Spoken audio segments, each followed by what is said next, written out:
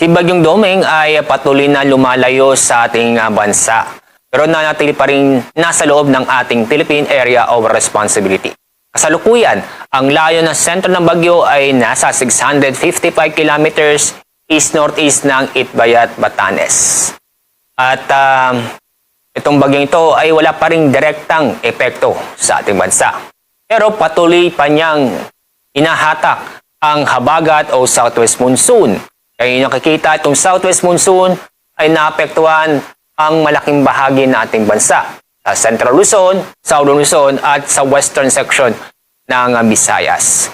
Kaya sa araw na ito, makakaranas po tayo ng maulap na kalangitan na may mga kalat-kalat na pag-ulan at thunderstorm dulot ng southwest monsoon o habagat sa Metro Manila, Central Luzon, Calabarzon, Mimaropa, Bicol Region at Western Visayas.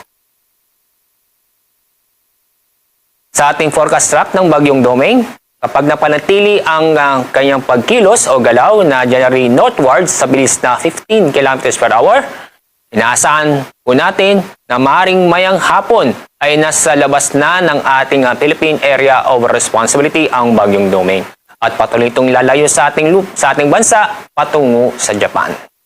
Pero itong southwest monsoon ay patuloy o inaasahang magtatagal ang epekto nito sa ating bansa, lalong-lalo na sa Luzon at sa western section ng Visayas sa susunod ng 2 hanggang 3 araw.